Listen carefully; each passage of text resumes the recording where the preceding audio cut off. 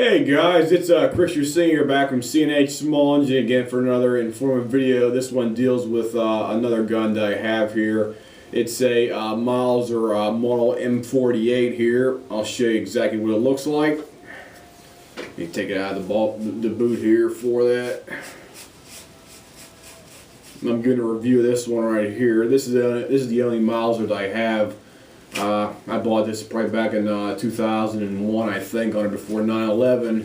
I think I picked it up for about maybe 120, 130 bucks on Gunbroker on there. And it seemed to be a well-built gun to me. I only shot it about maybe 5, 6, 7 times because I didn't have a lot of ammunition for it. So basically, these things tend to like the new production ammunition, like the PPU match grade or the PPU just like basic. Their basic line, because PPU has two different lines. They have the match grade, which is their top of the line. Then they have the baseline model as well too out there for that. So the difference between your standard German Mauser and this one right here, the German K98K, I should say, I believe the German one is a few inches longer on these things too. Plus, it doesn't have the sight hood on here. This one has a spring steel sight hood on here for glare shooting and stuff like that, so you don't have a lot of sunlight hitting the front the sight on here as well too.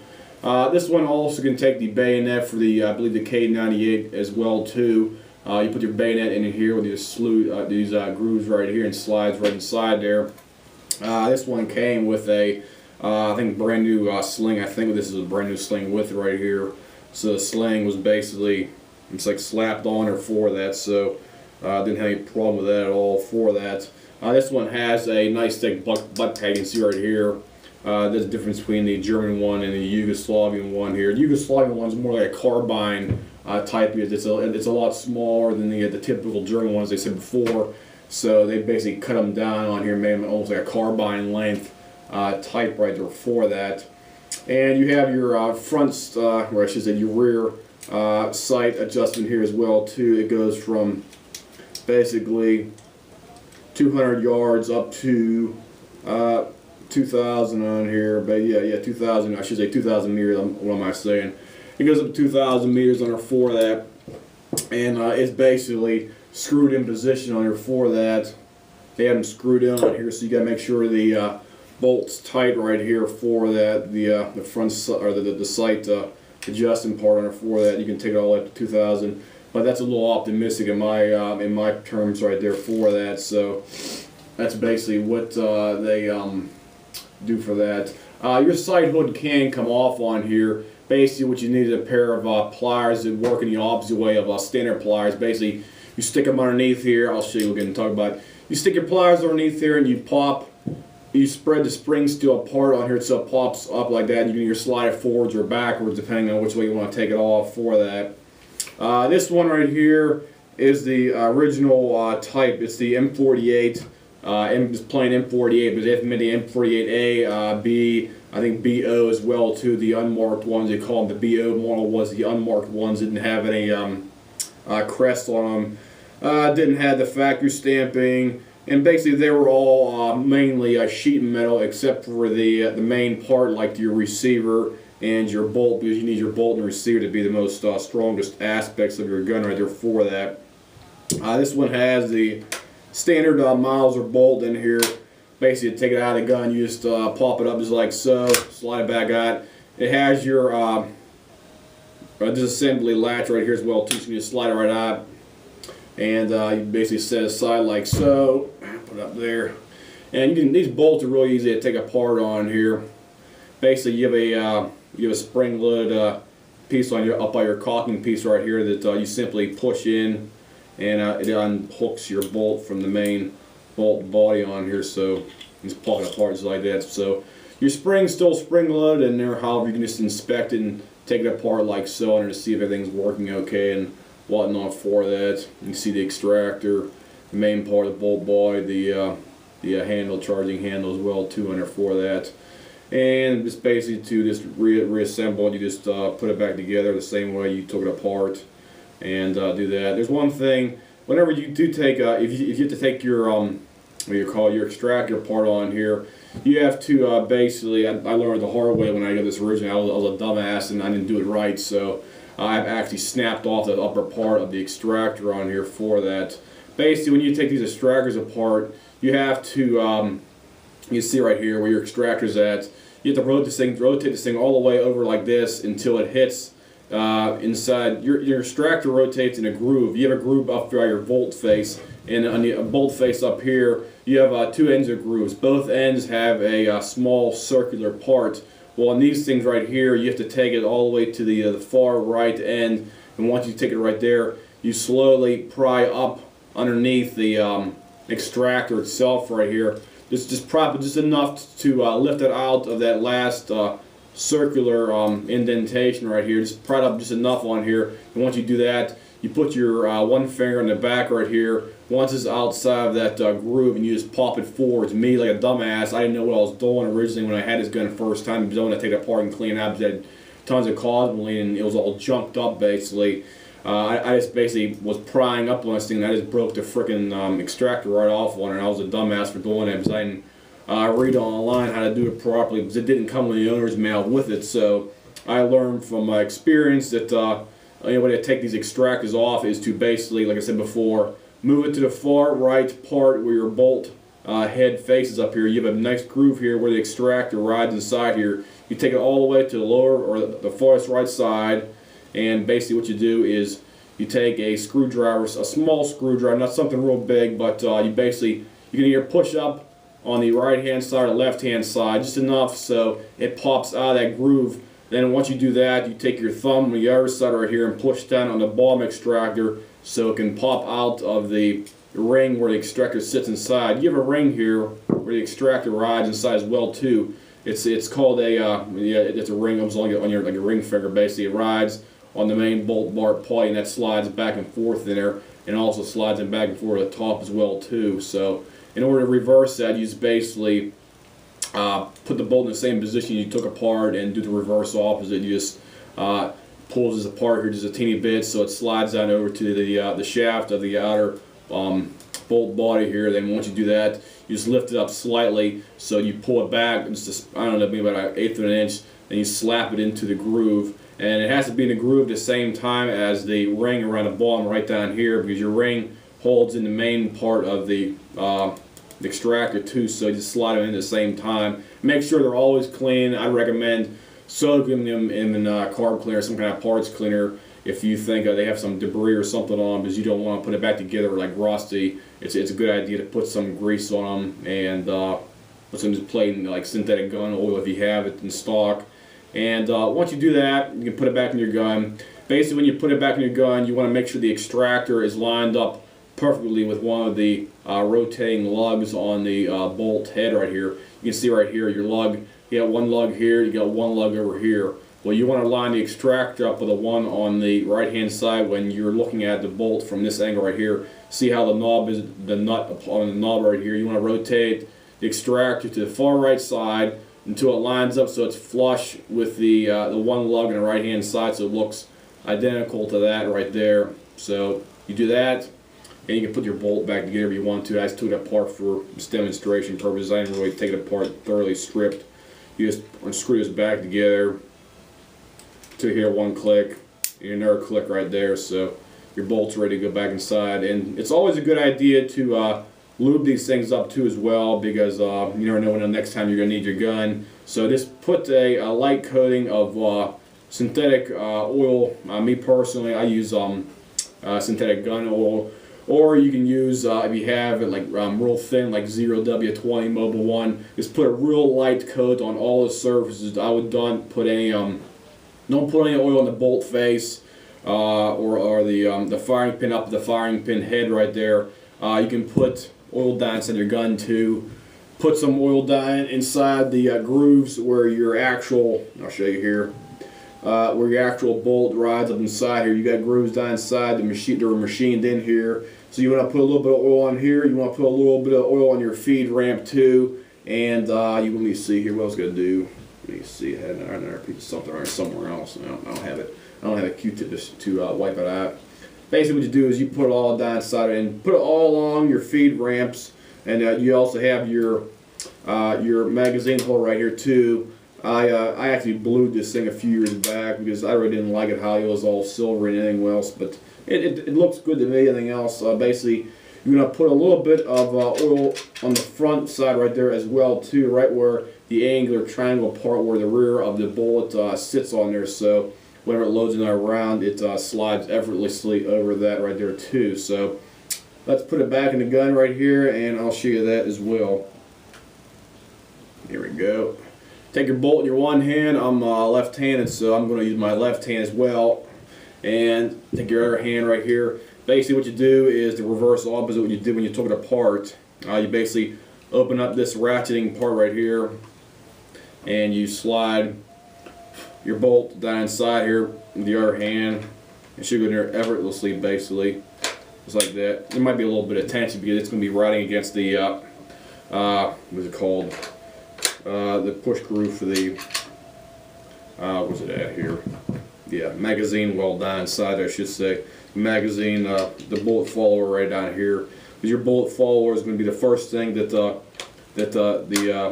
bullet head's going to hit on here. So whenever you put it down inside there, your magazine should be clean and free of any debris down inside here. Because it has like three, I think it's 3 tension springs on it. There are 3 pieces of spring steel that push the bullet follower up to the front part on here. So you want to make sure that's clean down inside there and it's sitting all the way back against the rear of the receiver. You don't want it facing forward because it's not going to function properly. You just want to have it sitting all the way back. And the other part is how to take off the magazine catch down here. You have a hole right down here. All you do is basically you push in on that real hard and the magazine release will pop right out of there. This one is the M48 basic model. It's not the M48A, B, or A, or BO type out there. So it has all machine parts, the magazine floors, machine solid steel, the bullet follower down here, the machined solid steel as well too. All the major components, your fire controls, your trigger group down here, they're all machine parts as well too. So this is basically as good as it gets in terms of the Yugoslavian Mausers. So that's basically how it works right there. Also, it has 3 settings on the bolt. I really like these about Mauser bolts. Mauser Nagans, they don't have them. And basically what you do is, I basically consider this a neutral setting right here. That's your lock safe, so you can't open it up right there at all. Can't open it up. So that's safety right there. Middle is neutral to take the bolt out of there anyway, if you want to. And the next setting is a fire position right there, or I should say the fire position. So it's basically, I'd say three things.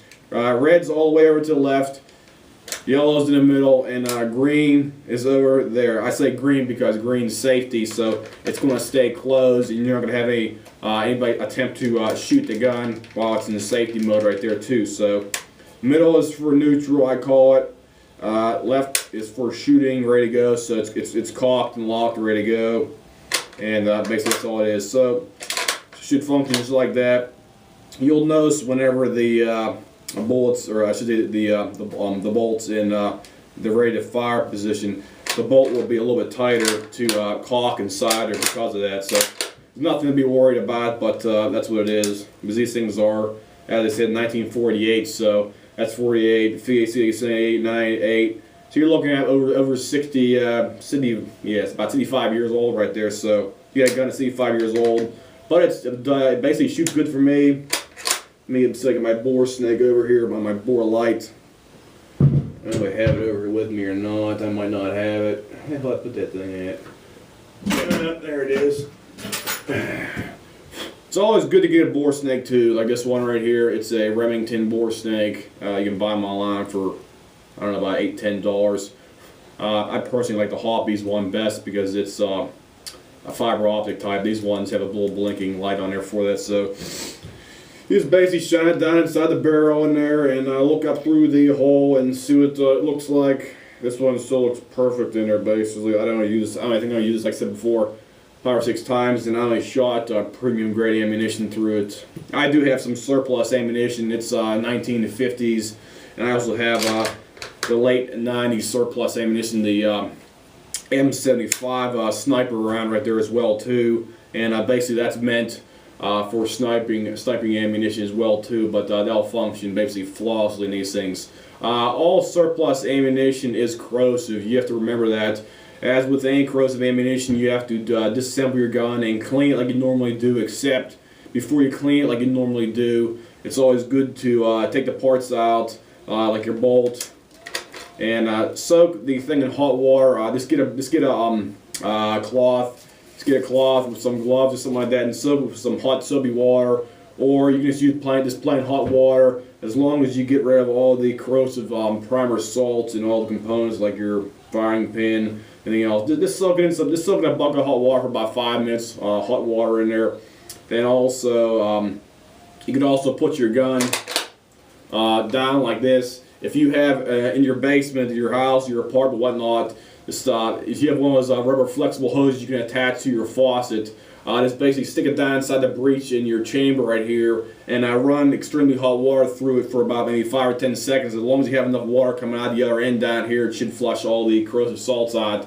Then once you do that, run about a few patches through the chamber, and make sure it's completely dry. In other words, the best thing to do is after you get done shooting, maybe at the range, maybe 50 rounds or whatever. Like the last maybe 4 or 5 rounds, if you have good ammunition, like non-corrosive ammunition, shoot about 3 or 4 rounds.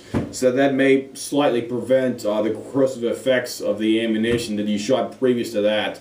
But once you take your gun home, take it home as quickly as possible, and it helps that the barrel is still nice and hot too as well. So it'll actually help it dry quicker if you don't have access to an air gun, something like that. I'd recommend buying a maybe like 1, 2, 3, 4, 5 gallon air compressor with a little nozzle on the end where you can blow it out. Basically, take some boiling water, dump it down a breech, like I said before, and it'll basically flash dry.